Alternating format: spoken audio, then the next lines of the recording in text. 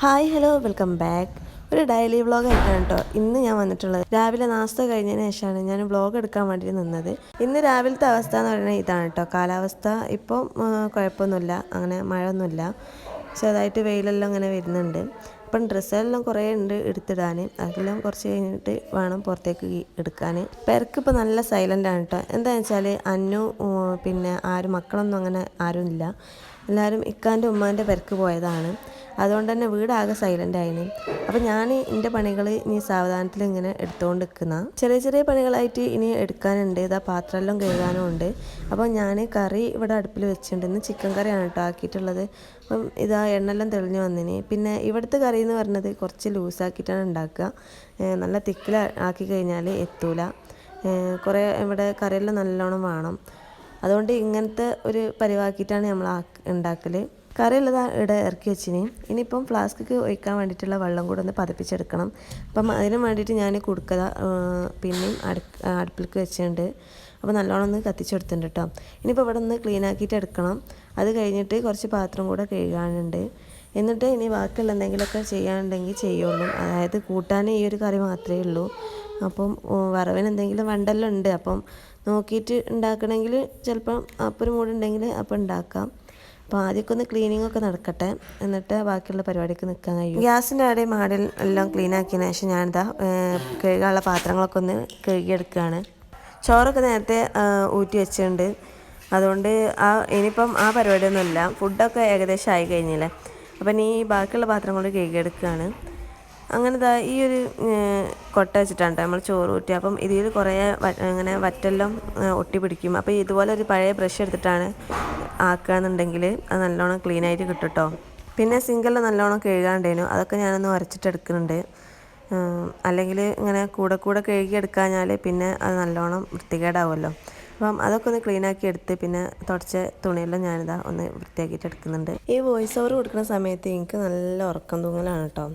ഞാനിങ്ങനെ ഉറങ്ങി പോകുന്നുണ്ട് അറിയാതെ. അതാണ് പിന്നെ ഇങ്ങനെ ഡിലീറ്റാക്കി കളിച്ചുകൊണ്ടിരിക്കുന്ന. പാത്രം കഴുകലും എല്ലായിടത്തും കോണട്ടോപ്പൊക്കെ തുടക്കലൊക്കെ കഴിഞ്ഞപ്പോൾ ഞാൻ അങ്ങനെ സമാധാനിച്ച് നിൽക്കുന്നു. ഇനിയിപ്പോൾ പണിയൊന്നുമില്ലല്ലോ, അലക്കാനൊക്കെ അല്ലേ ഉള്ളൂ എന്നുള്ളത് വിചാരിക്കുക കേട്ടോ.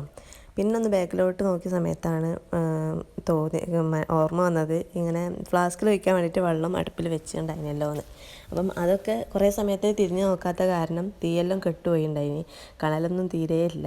പിന്നെ ഞാനത് ഇതിലേക്ക് വെച്ചു, ഗ്യാസിലുമൊക്കെ അങ്ങോട്ട് വെച്ചു. പിന്നെ വേഗം പതിപ്പിച്ചെടുക്കുകയാണ് കേട്ടോ. അപ്പം ആ സമയത്ത് ചട്ടിയും പാത്രമെല്ലാം ഞാനിങ്ങനെ അടുപ്പിലേക്ക് ഇങ്ങനെ അങ്ങോട്ടും ഇങ്ങോട്ടൊക്കെ ആക്കിയിട്ട് വെക്കുന്നുണ്ട്. പിന്നെ വെള്ളം പതഞ്ഞപ്പോൾ ഞാൻ ഫ്ലാസ്കിലേക്ക് എടുത്തിട്ട് ഒഴിക്കുകയാണ്. അപ്പം ഇന്നലത്തെ കറിയും പിന്നെ ഇന്നലത്തെ മീൻ പൊരിച്ചതൊക്കെ അവിടെ ഉണ്ട് കേട്ടോ. അതൊക്കെ ഞാൻ അവിടെ തന്നെ വെച്ചുകൊണ്ട് ഒഴിവാക്കാൻ വേണ്ടിയിട്ടൊന്നും നിന്നില്ല.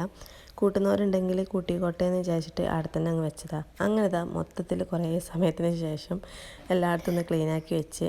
പിന്നെ കുറച്ച് പാത്രങ്ങളൊക്കെ ഇങ്ങനെ ഡ്രൈ ആവാൻ വേണ്ടിയിട്ട് വെച്ചിട്ടുണ്ടായിനി ഇങ്ങനെ സ്റ്റാൻഡ് മേലെ. അതൊക്കെ എടുത്തിട്ട് ഉണങ്ങിയ പാത്രങ്ങളൊക്കെ ഞാൻ അതിൻ്റെതായ സ്ഥാനത്ത് കൊണ്ടുപോയി വെച്ചിട്ടുണ്ട്. പിന്നെ ഉള്ളത് അടിച്ചുവാരലാണ്. നല്ലോണം അത്യാവശ്യം നല്ലോണം ചമ്മലും പൊടിയും ഇതൊക്കെ ഉണ്ടായിട്ടുണ്ടായിരുന്നു.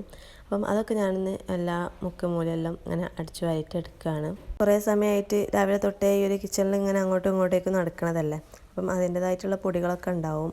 പിന്നെ മക്കളാണെങ്കിൽ അന്നെല്ലാം ഓരോന്ന് കൊണ്ടുപോയിടുന്നതാണ്, കവറായാലും അതെല്ലാം. അപ്പം അതൊക്കെ ഇങ്ങനെ പൊറുക്കിയിട്ട് കവറിടുന്ന സ്ഥലത്തേക്ക് കൊണ്ടുപോയിട്ട് അങ്ങനെ ഓരോന്നും വേറെ വേറെ ആക്കിയിട്ട് തന്നെ എടുക്കുന്നതാണ്. വെള്ളം കുടിക്കാൻ ഫ്രിഡ്ജ് തുറന്ന സമയത്താണ് ഇങ്ങനെ ഒരു പച്ചമാങ്ങ കാണുന്നത് കേട്ടോ. ഏതായാലും കൂട്ടാനുകളൊന്നും വേറൊന്നുമില്ല. അപ്പം ഈ ഒരു ഇതുകൊണ്ട് ചമ്മന്തി പൊടിക്കാമെന്ന് വിചാരിച്ചു. ശരിക്കും ഈ മാങ്ങ നല്ല ടേസ്റ്റ് ഉണ്ട് കേട്ടോ. ഇതിൻ്റെ പേരെന്താണെന്നുള്ളതൊന്നും എനിക്കറിയില്ല, ഓർമ്മ ഉണ്ടേനു പക്ഷെ മറന്നുപോയി. ഇത് മണ്ണാർക്കാട്ടിലേക്ക് പിന്നെ ഇപ്പം അടുത്തത് മൂത്തച്ഛൻ്റെ വീട്ടിലേക്ക് ഞങ്ങൾ പോയ സമയത്ത് ആടുന്ന് പറിച്ചിട്ടുള്ള മാങ്ങയാണ്. നല്ല അടിപൊളി ടേസ്റ്റ് തന്നെയാണ്.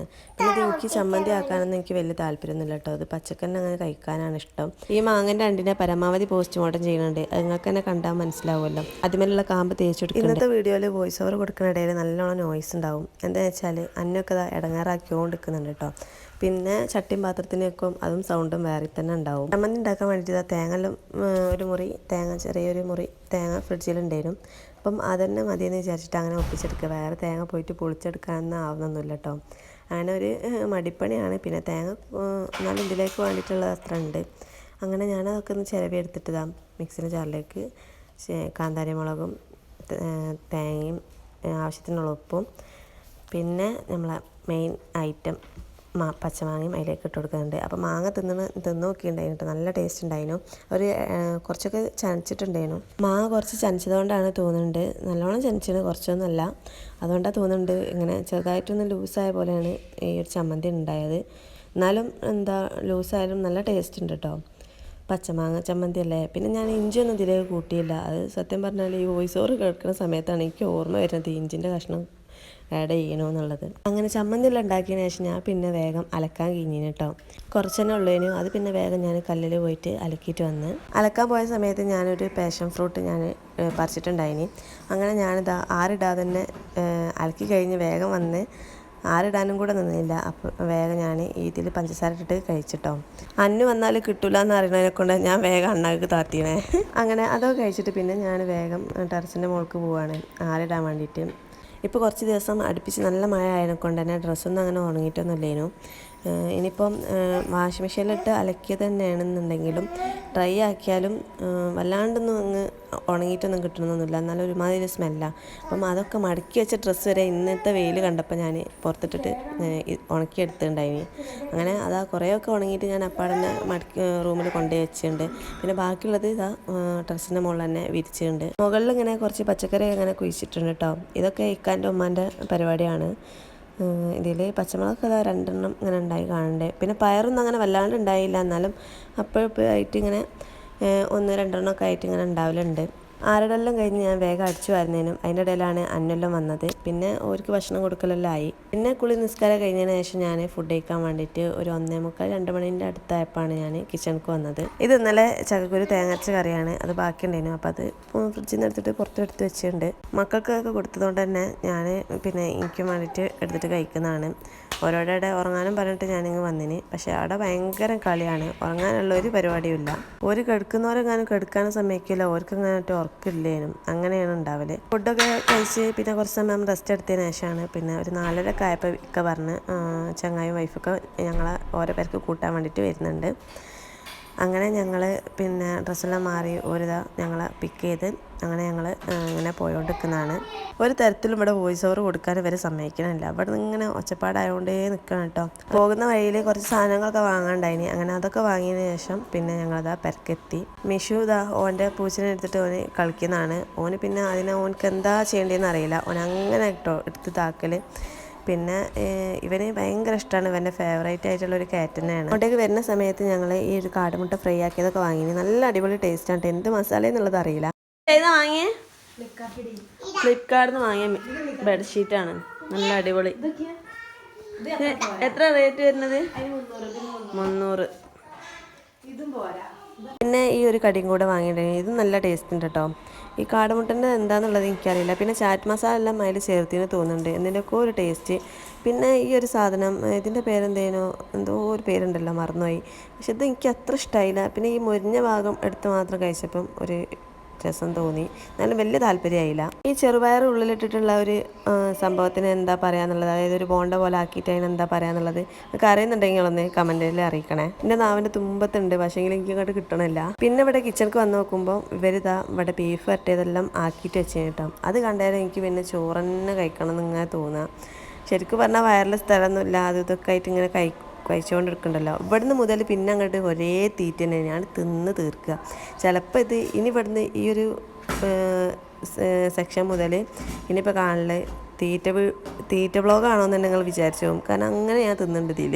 നോക്കി നിന്നിട്ട് കാര്യമല്ല, കാരണം ഇന്ന് ഉസ്താദുമാരെ ചിലവാണ് ഇവിടെ. അപ്പം പിന്നെ കുറച്ച് ഞങ്ങളെ ഫ്രണ്ട്സും ഫാമിലിയൊക്കെ വരുന്നുണ്ട്. അപ്പം ഓർക്കുള്ള ഫുഡൊക്കെ അവിടെ ആക്കണം. അപ്പം ഇവരെ ഹസ്ബൻഡൊക്കെ ഇവിടെ നിന്ന് ഇങ്ങനെ പറയുന്നുണ്ട്, നിങ്ങൾ വടായി ഇട്ടിട്ട് കാര്യമില്ല, ഇവിടെ ഫുഡ് ആ സമയത്തിനാവണം കേട്ടോ, വടായി പിന്നെയും ഇവിടെ ഞങ്ങൾ ഫുഡാക്കുക അങ്ങനെ എങ്ങനെയെന്നൊക്കെ പറയുന്നുണ്ട്. ഞങ്ങൾ ഇതാ വേഗം ഫുഡാക്കാൻ വേണ്ടി നിൽക്കണം. അതിൻ്റെ ഇടയിൽ ഞങ്ങൾ വടായും പൊട്ടിക്കുന്നുണ്ട്. മിക്സി കിടന്നുകൊണ്ട് തന്നെ ഒരിങ്ങനെ അഡ്ജസ്റ്റ് ചെയ്തിട്ടാണ് കേട്ടോ ചെയ്യുന്നത്. ഇത്രക്കൊന്നും ആരും പിടിച്ചോട് വേറെ ആരുമില്ല എന്നാണ് എനിക്ക് തോന്നുന്നത്. കാരണം ഇവർ വീഡിയോയിൽ ഇത് ഇടരുതെന്ന് മനഃപൂർവ്വം പറഞ്ഞതാണ്. പക്ഷേ സോറി മുത്തു, ഞാനിതൊക്കെ വീഡിയോയിൽ ഇട്ടു കേട്ടോ. പിന്നെ ഉള്ളത് പയറുപ്പേരി ആക്കുക.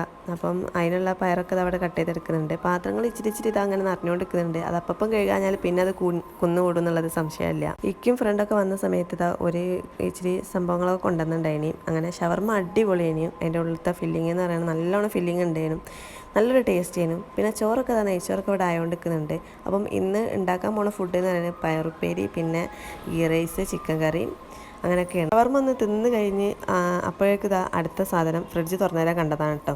ഇത് ജാതിക്ക ഉപ്പിലിട്ടതാണ്. എനിക്ക് ഉപ്പിലിട്ടതൊക്കെ നമ്മൾ കണ്ടാൽ പിന്നെ അങ്ങനെ നമ്മൾ വായ അടുക്കി വെക്കൂലല്ലോ, എല്ലാം കഴിച്ചുകൊണ്ട് വെക്കൂലേ. ജാതിക്ക പറഞ്ഞാൽ അത് വേറെ തന്നെ ഒരു ടേസ്റ്റാണ്. പിന്നെ കുറേ കാലമായി ജാതിക്കെല്ലാം കഴിച്ചിട്ട്. ചോറെല്ലാം ഇവിടെ ആയിട്ടുണ്ട് കേട്ടോ. അങ്ങനെ ചോറൊക്കെ സെറ്റായി, കറിയൊക്കെ സെറ്റായി. പിന്നെ മല്ലിയിലെല്ലാം ഇട്ടിട്ട് ഒന്ന് മിക്സ് ചെയ്തെടുക്കുന്നുണ്ട്. പിന്നെ ചായ ഗസ്റ്റെല്ലാം വന്നപ്പം അവർക്ക് ചായ ഇട്ട് കൊടുക്കുകയാണ്. ഫുഡൊക്കെ റെഡി ആയപ്പം ഉസ്താദന്മാരൊക്കെ വന്ന് അവർക്കൊക്കെ ഫുഡൊക്കെ കൊടുത്ത് പിന്നെ അത് കഴിഞ്ഞിട്ട് എല്ലാവരും കൂടെ ഒന്ന് ബടായിയൊക്കെ ഇങ്ങനെ പറയുന്നുണ്ട്. അപ്പോൾ അതിൻ്റെ ഇടയിൽ ഞങ്ങളിവിടെ ഫുഡൊക്കെ കൂടെ കൊണ്ടുവയ്ക്കാൻ വേണ്ടിയിട്ട് റെഡിയാക്കി വെച്ചിട്ടുണ്ട്. പിന്നെ എല്ലാവരും ഫുഡ് ഇടയിൽ കഴിഞ്ഞതിന് ശേഷം പിന്നെ ഞങ്ങൾ സിറ്റൗട്ടിൽ പോയിരുന്നിട്ട് എല്ലാവരും കൂടെ ഫോട്ടോ എടുക്കലും വീഡിയോ എടുക്കലൊക്കെ ആയി. അങ്ങനെ പിന്നെ എല്ലാവരും ഇതാ 12 മണിയൊക്കെ ആയപ്പോഴാണ് ഇവരെല്ലാം തിരിച്ചു പോയത്. അപ്പോൾ ഇന്നത്തെ വ്ളോഗ് ഇഷ്ടപ്പെട്ടാൽ ലൈക്ക് ചെയ്യുക, ഷെയർ ചെയ്യുക, സബ്സ്ക്രൈബ് ചെയ്യുക. നെക്സ്റ്റ് വീഡിയോ കാണാം. ബൈ.